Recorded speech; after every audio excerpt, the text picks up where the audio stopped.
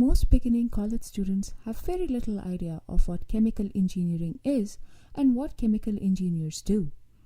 Let's address all the questions and misconceptions.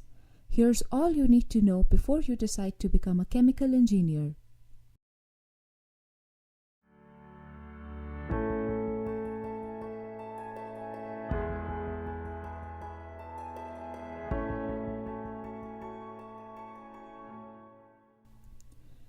Chemical engineers use the basic physical sciences, physics, chemistry, and biology, combined with applied mathematics and engineering principles to take laboratory or conceptual ideas and turn them into value-added products.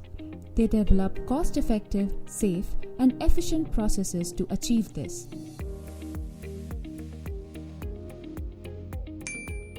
Chemical engineering is the broadest branch of engineering, and chemical engineers are sometimes called universal engineers. They think at the molecular level in terms of chemical, biological, and physical transformations, as well as at the process and system level. Chemical engineering has a very wide scope of applications. You can pause here to read more carefully this table of tasks that chemical engineers perform. Let's look at the industries or domains where chemical engineering is relevant.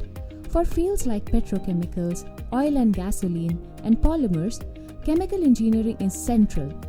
These rely heavily on chemical reaction design, separation processes, and material science.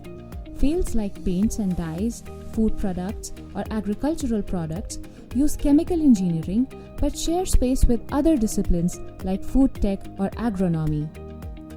Fields like law and medicine interact with chemical engineering indirectly through regulation, policy, or medical device development.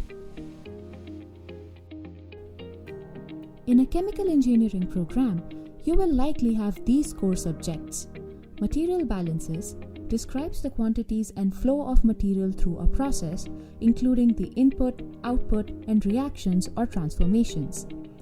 Fluid mechanics describe the movement of fluids in a system like a reactor or a pipeline.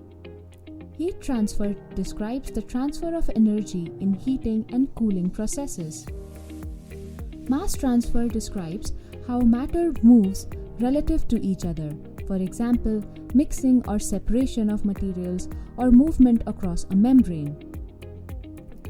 Reaction engineering deals with how chemical reactions can be controlled to produce a desired quantity or quality of product. Process control helps us design and optimize systems to meet desired specifications. This may involve scaling, costs, or response to variations in parameters or input material. Materials to understand the mechanical and chemical properties of the materials used in setting up chemical processes, including consumables and infrastructure. So, what kind of roles do chemical engineers take? With a bachelor's degree in chemical engineering and some creativity, you can become a product development engineer, where your job is to design and test new chemical-based products.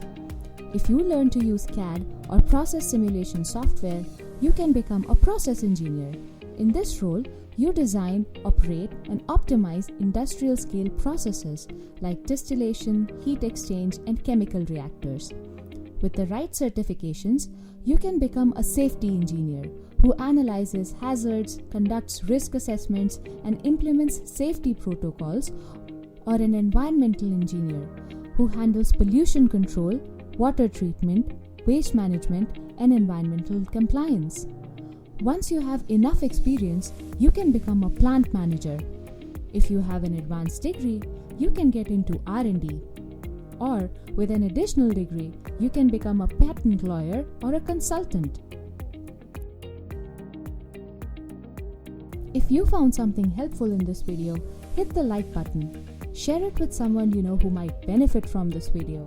Subscribe to Exemplifyy to learn more about chemical engineering and other STEM subjects.